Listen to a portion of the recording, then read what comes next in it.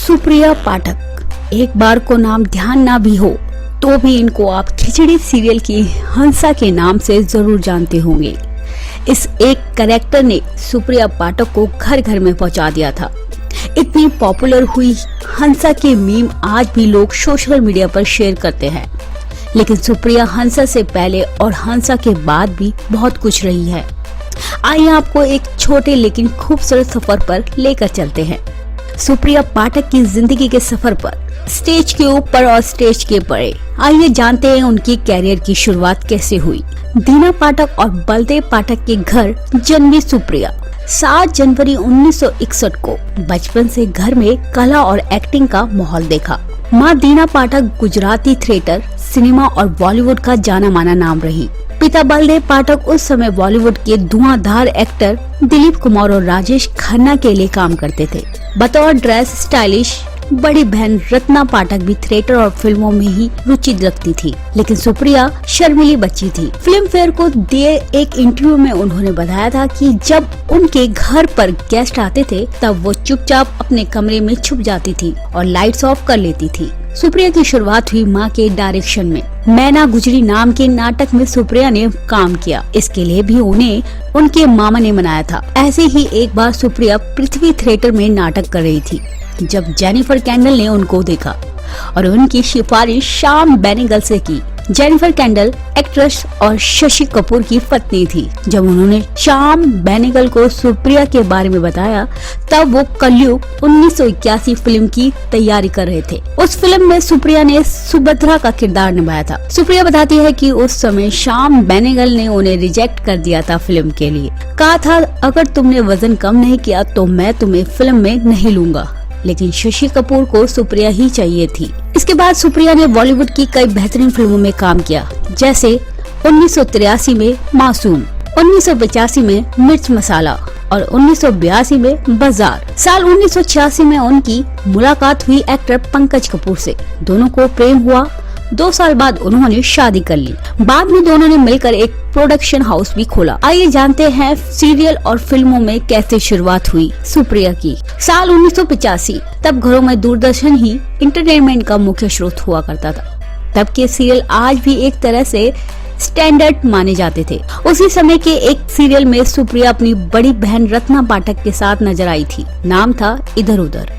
अपने समय के हिसाब से ये सीरियल काफी प्रोग्रेसिव माना जाता था। इसमें 2 लड़कियों की कहानी थी जो एक घर में पेइंग गेस्ट के तौर पर रहती थी। जब उन्हें 2 पुरुषों के साथ फ्लैट शेयर करना पड़ा तब क्या कॉमेडी हुई और कैसे कहानी आगे बढ़ी, इसी को शो में दिखाया गया था। साल 1998 में इसका दूसरा हिस्सा भी आया था।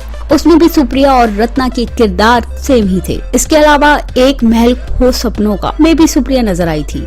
इस सीरियल में उनकी माँ दीना पाठक ने दादी का किरदार निभाया था। एक गुजराती टीवी शो का हिंदी रीमेक, ये पहला ऐसा हिंदी सीरियल बना था जो 1000 एपिसोड तक पहुंचा। फिर आया खिचड़ी साल 2002 में, जिसमें उन्होंने हंसा पारेख का किरदार निभाया। इस किरदार ने उन्हें काफी पॉपुलर बना दिया। सुप्रिया की फिल्मों में वापसी हुई सरकार से, जो साल 2005 में आई थी।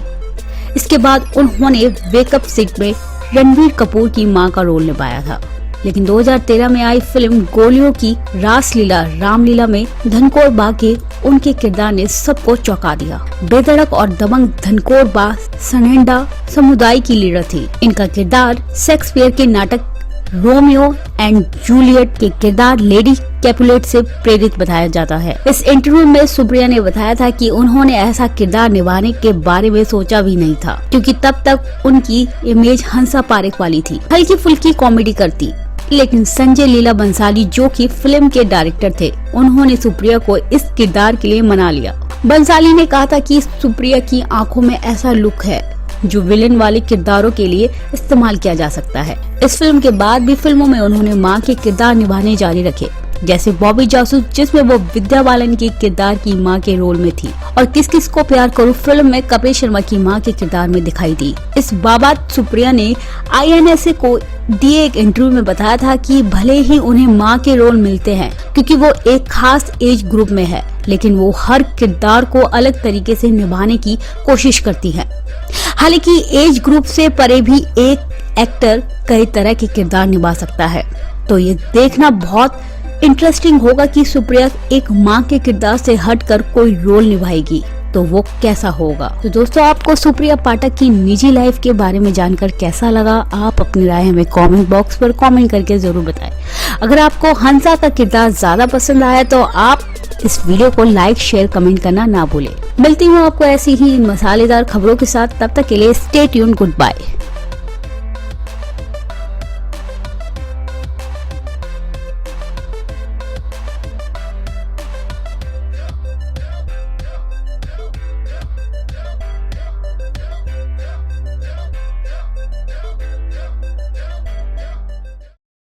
दोस्तों, सब्सक्राइब करें टॉप मस्ट को और बेल आइकन को दबाएं ताकि लेटेस्ट वीडियोस की जानकारी पाएं सबसे पहले।